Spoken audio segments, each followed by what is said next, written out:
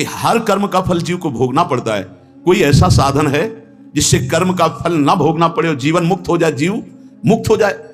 उनका भगवान का निरंतर नाम रटना, श्री हरि हरि नाम निरंतर रटे और स्वयं किसी जीव को कष्ट ना दे और संतों का संग करता रहे तो जीवन मुक्त हो जाएगा। बस छोटे से बालक सदन जी में बात बैठ गई, बस अंदर शुरू कर दिया, हरि श्री हरि श्री हरि श्री हरि। संतों की बात मान ले तो परम पद जेब में है। अब पिताजी जब तक रहे तब तक वो वध करते रहे जीवों का, लेकिन सदन जी ने कभी कभी किसी का वध नहीं किया। वो कुल परंपरागत मांस खरीद लाते और उसी को मुनाफा करके बेचते और परिवार का पोषण करने लगे। एक दिन ये रास्ते में आ रहे थे तो किसी साधु का बटुआ ढीला होगा तो शालिग्राम भगवान गिर पड़े। इन्होंने उठाया कि अच्छा चमकता हुआ कोई पत्थर है, शालिग्राम भगवान को लाए तो उन्होंने अंदाज में कि आधा 1 किलो के वजन का काम तो करेंगे, तराजू में रख दिया। हरि श्री हरि श्री हरि श्री हरि, हर समय नाम जपना। ये तो बचपन से शुरू था संतों की कृपा से, और भगवान से अंदर से समर्पण था। ये नहीं जानते थे कि शालिग्राम भगवान है, देखा ही नहीं था कभी भगवान के शालिग्राम रूप को। अब जैसे कोई कहता कि 5 किलो दो तो 5 किलो शालिग्राम बन जाते, 2 किलो तो 2 किलो दो। अब तो बहुत बढ़िया काम की बाट बदलने की जरूरत नहीं, एक ही बाट में जितना मांगो उतना दे देंगे और ठीक वजन उतना ही होता, कभी किसी को संशय नहीं हुआ। एक दिन वो संत समागम करते ही थे तो एक संत भगवान आए। कोई इनके यहां ये भेद नहीं मानता था कि अमुक कुल की, क्योंकि इतने महाभागवत थे। संतों के चरणामृत लेना, उनके पास बैठकर सत्संग करना, तो संत जन इनके यहां आकर के बैठते थे। इनके यहां आकर के थोड़ी देर भगवत चर्चा, बड़े उच्च कोटि के भाव सदन जी के प्रकाशित थे। तो एक संत भगवान ने देखा कि ये तो बड़े सिद्ध शालिग्राम है, इनमें तो चक्र का चिन्ह भी है और ये इससे मांस तोलते हैं। अश्रुपात होने लगे संत जी के कि ऐसा अनर्थ करते हो, तुम भगवान के भक्त हो। संत जी ने सदन जी से बताया कि जानते हो तुम्हारे बांट नहीं है, स्वयं शालिग्राम भगवान है, और इतना घृणित कार्य कि तुम इनसे एक तरफ मांस और एक तरफ शालिग्राम। बड़ी बड़ी उनको व्यथा हुई। सदन जी ने कहा मुझे कुछ पता नहीं, मैं नहीं जानता, मेरे लिए तो ये बहुत सिद्ध बांट है, मैं जितना ग्राहक मांगता है उतना ही, आधा किलो तो आधा किलो, 5 किलो तो 5 किलो बन जाते हैं। आप देखो अपने कुल कर्म को कर रहे हैं और नाम जप कर रहे हैं और संतों की कृपा है। तो देखो अचानक रास्ते में भगवान शालिग्राम जी मिले थे। उन्होंने कहा अगर ये भगवान है तो आप ले लो, हम तो सेवा पूजा कुछ जानते नहीं, आप इनको ले जाओ। संत जी ले गए और देखो ये हृदय में बैठा लीजिए, संत मिले मतलब आखिरी जन्म हमारा है। विश्वास अगर कर ले, पक्का समझ लीजिए ये तुम्हारा विश्वास काम करेगा। निमज्जोन्मज्जताम घोरे भवाब्धौ परमायनम संतो ब्रह्मविदा शांता निर्दडे वापसु मज्जताम। इस घोर संसार सागर में जो हम डूब रहे हैं तो भगवान भेजते हैं ब्रह्मवेत्ता संत महापुरुष का समागम, और जहां संत मिले तो आखिरी जन्म समझो इस संसार समुद्र से पार होने के लिए सुदृढ़ नौका संत समागम है। भवसागर कहा नाव शुद्ध संतन के चरण, तुलसीदास प्रयास बिनु मिलहि राम दुख हरन। संतों के चरणों का सानिध्य मिला तो देखो सदन जी हरिनाम जपने लगे, सदन जी के हृदय में संतों की प्रति प्रियता बढ़ी, शालिग्राम भगवान मिल, सब बानक बन जाता है। अब संत जी शालिग्राम भगवान को ले गए, एकांत में जाकर के भगवान का पंचामृत से अभिषेक किया और इसके बाद वेद की स्तुति की। पुरुष शास्त्र शीर्षा पुरुषा सहस्राक्षा शास्त्रपात, भगवान को बिल्कुल अच्छा नहीं लगा। देखो भगवान प्रीति चाहते हैं, सिद्धांत एक अलग होता है। इसलिए कल हम ऊपर कुछ साधकों से कह रहे थे कि किसी भी साधक को ठाकुर जी में जिस रूप में आसक्ति हो उसको ठेस नहीं पहुंचानी चाहिए, क्योंकि पता नहीं कितना आसक्त हो और आप देख करके अच्छा चलो, ऐसे नहीं कभी वही ओहो धन्य भाग, कितने सुंदर आपके ठाकुर जी है, बहुत सुंदर, आप खूब प्यार कीजिए, क्योंकि पता नहीं वो कितनी गहराई से प्यार कर रहा है आप, तो उसका हृदय बहुत दुखी हो जाएगा। भक्त का हृदय दुखी हुआ तो आपकी उपासना में फर्क पड़ जाएगा। संत जी को लगा था कि कसाई कुल में जन्मे हैं, मांस का उधर पल्ला इधर ठाकुर, क्या अपराध कर रहा है। उनको ऐसा, और बाहरी दृष्टि में लगता भी ऐसा ही है। तो कहा भयो जो पे बड़े कुलहू में जन्म भयो, जप तप नेम व्रत साधन अपार है। कहा भयो तीर्थ अनेकन गमन किए, गयो नहीं जौलो निज मन को विकार है। जौलो मेरे संतन में राखे जाति भेद सदा, तौलो कहो कैसे वह पावे सुख सार है।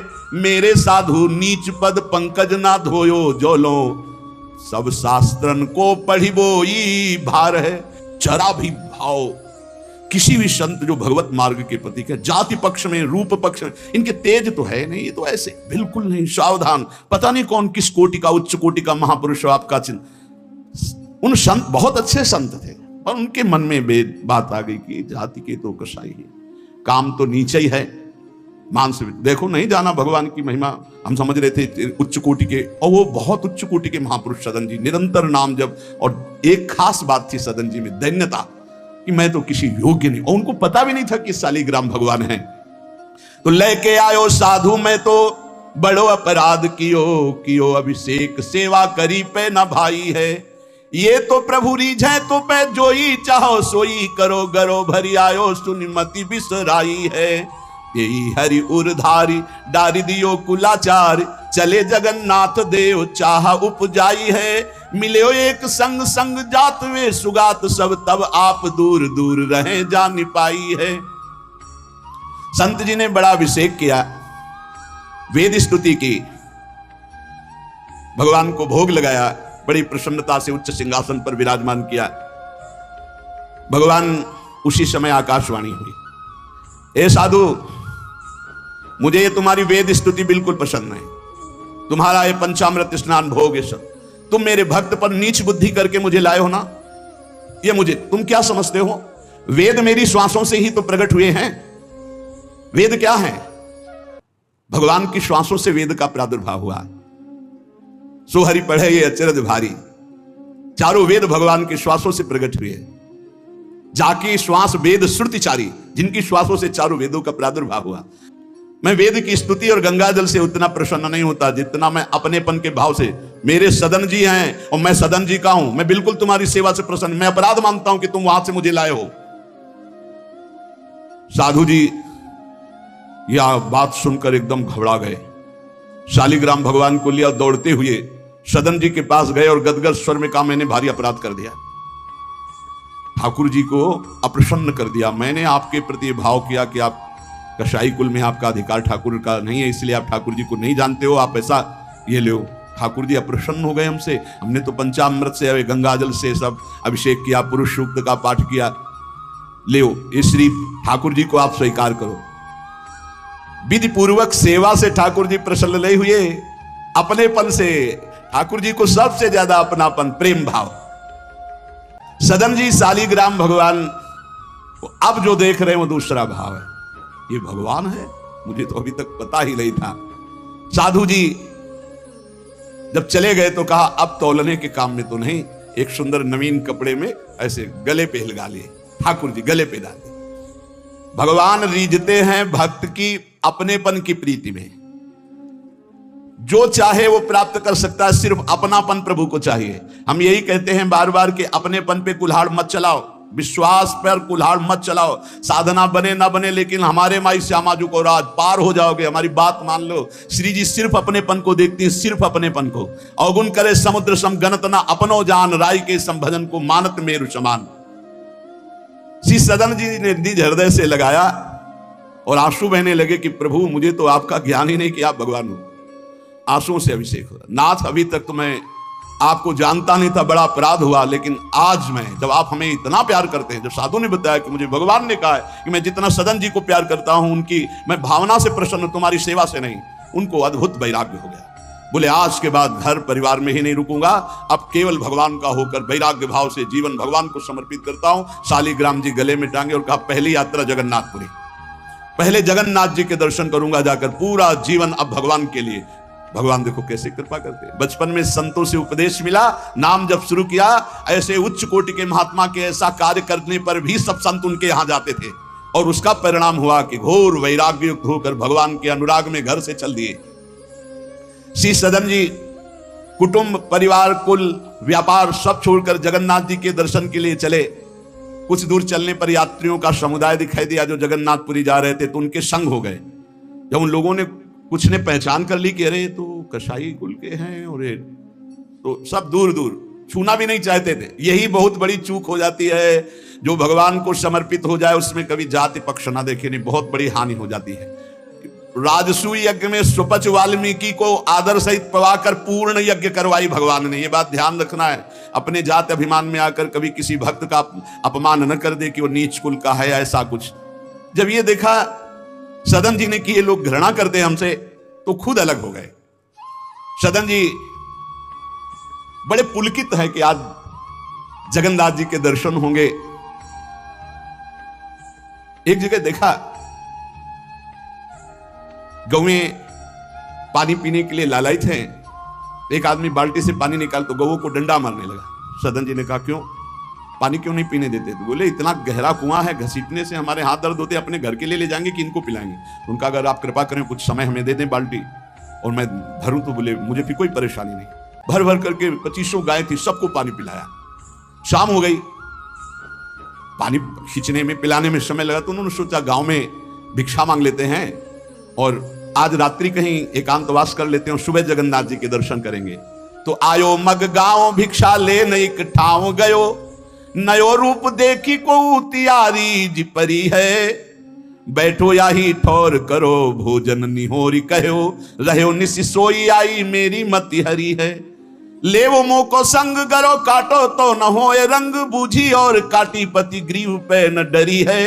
कही अब पागो मोशो ना तो कौन तो सो मोसो, सुर करी उठी इन मार्यो भीर करी है। बहुत कठिन है वैराग्य लेकर भगवान के मार्ग में परम दयालु स्वभाव श्री सदन जी जगन्नाथ जी के दर्शन करने। रास्ते में एक घर में आवाज लगाई भिक्षाम दे। भगवान की लीला, एक स्त्री निकली भिक्षा लेकर, देखा रूप, तो जो भगवान का नाम जब करते हैं, भगवान आश्रित होते हैं, उनका रूप अलौकिक होने लगता है। एक दिव्य आकर्षण होता है जो सबके चित्त को आह्लाद प्रदान करता है, क्योंकि आनंद स्वरूप भगवान का निरंतर चिंतन होता है। उसके प्रभाव से मुखाकृति में एक अद्भुत लावण्य, एक अद्भुत आकर्षण होता है। वो स्त्री ने देखा कि नवयुवक भिक्षुक तेजस्वी, वो रीझ गई, देखते ही रीझ गई, और उसने कहा कहीं मांगने की जरूरत नहीं, आप यहां बैठो और भोजन करो। सदन जी ने कहा हमें पाना तो है ही, जब आप पवाने के लिए कह रही तो पवा दीजिए। स्वाभाविक, क्योंकि अभी वैराग्य मार्ग में निकले। उस स्त्री ने प्रार्थना की, भोजन बना के पवाया और कहा प्रभु यदि आज रात्रि यहीं विश्राम कर लें तो आपको क्या, सुबह जगन्नाथपुरी चले जाइए।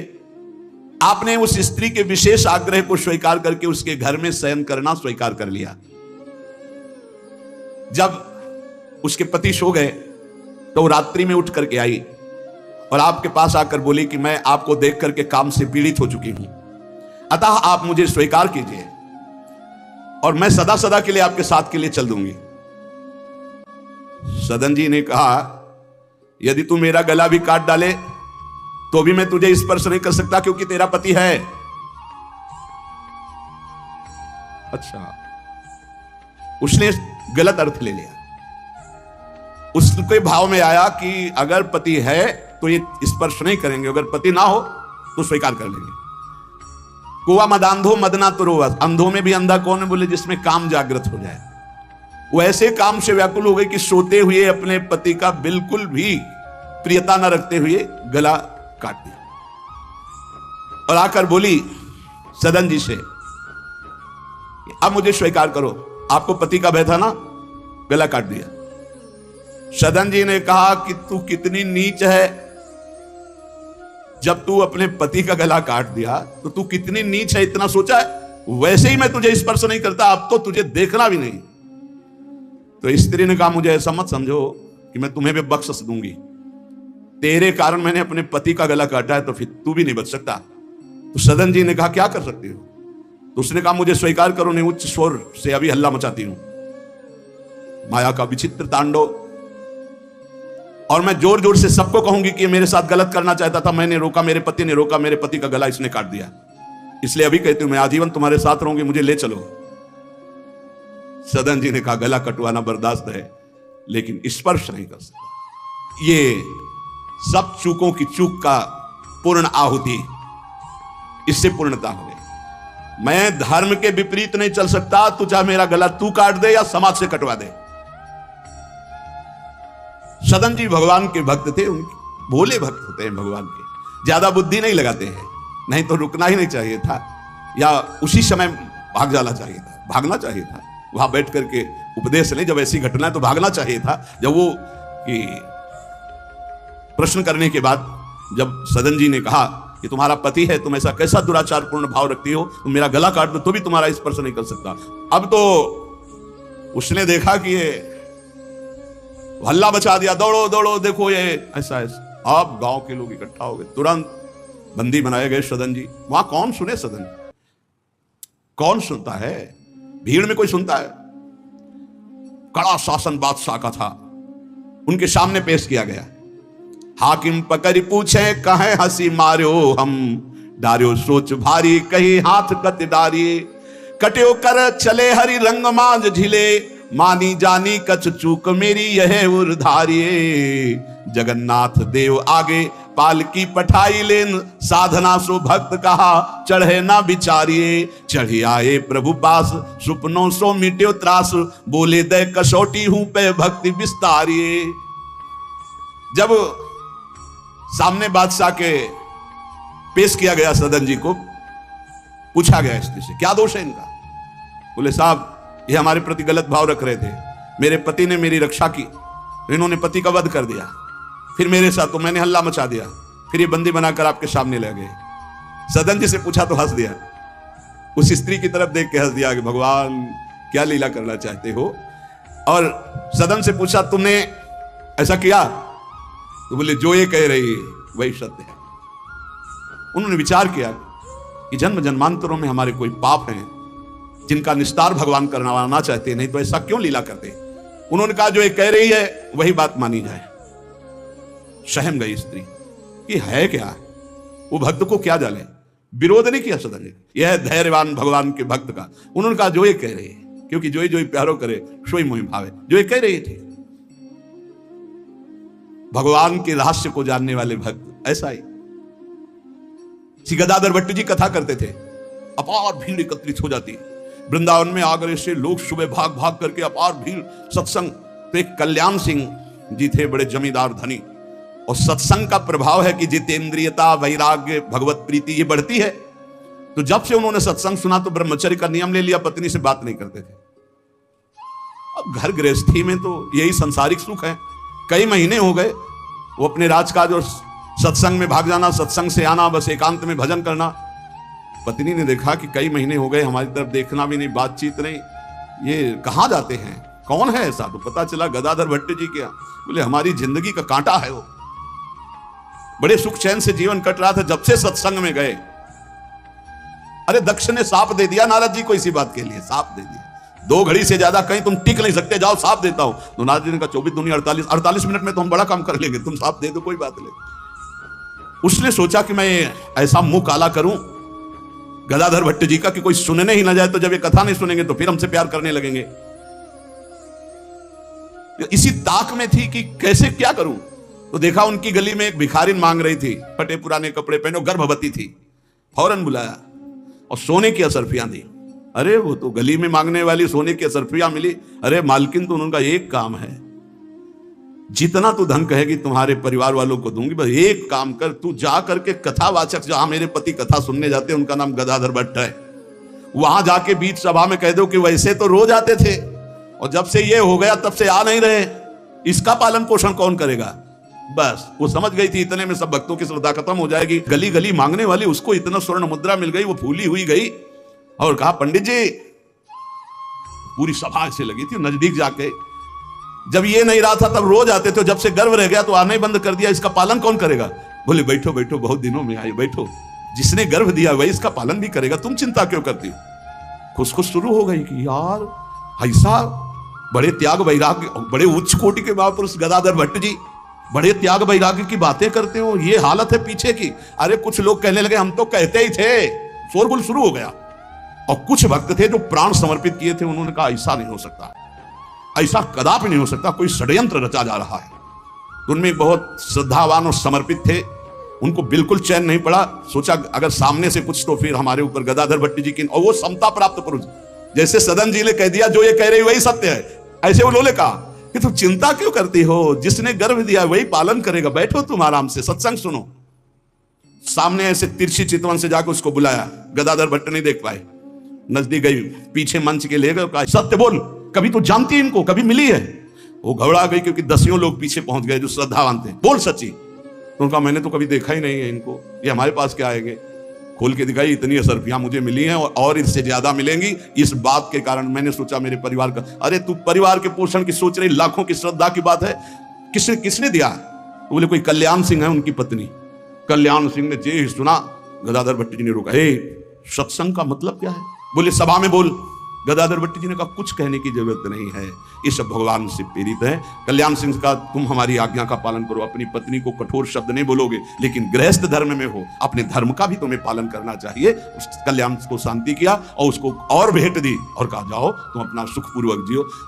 जैसे महापुरुष जो स्थिति होते उसमें सबको लगने लगा था। उन्होंने कहा बैठो बैठो बैठो, जिसने गर्भ दिया वही पालन। अब वो तो कह रहे हैं भगवान को लेकर, और लोग समझ रहे हैं कि मामला है। ऐसी सदन जी ने कहा जो ये कह रही है वो सत्य है, क्योंकि वो समझ रहे हैं कि भगवान कुछ दंड देना चाहते हैं, तो मैं क्यों बचना चाहूं? भक्तों का बड़ा विचित्र स्वभाव होता, समझ पाना बड़ा कठिन। उन्होंने कहा जो कह रही है सत्य है। जो हाकिम था उसने जब देखा तो उसने कहा मेरा हृदय कह रहा है कि इनके चेहरे से लगता है ऐसे नहीं है, पर ये जब स्वयं स्वीकार कर रहे हैं तो दंड देना ही पड़ेगा। तो इस अपराध का क्या दंड होता है? बोले दोनों हाथ काट लिए जाएं। यहां से दोनों हाथ काट लिए गए, लेकिन उनकी मुस्कुराहट में फर्क नहीं पड़ा। 22 बाजारों में कोड़े मार मार करके बेहाल किया जा रहा है। हरि बोल के सिवाय एक शब्द नहीं निकला ठाकुर हरिदास जी के। आप विचार कीजिए भक्ति में कितनी शक्ति है, कितनी अपार सामर्थ्य है।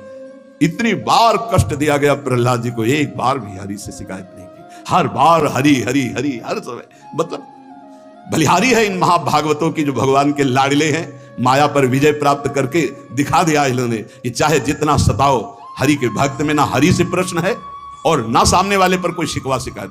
दोनों हाथ काट लिए गए, मुक्त कर दिया गया, इसलिए कि वैष्णव है, भगवत भक्त है। अपराध बन गया तो हाथ काट लिए गए, उनको जेल आदि नहीं, भगवान की चीज। अब रक्त श्राव हाथों से हो रहा है।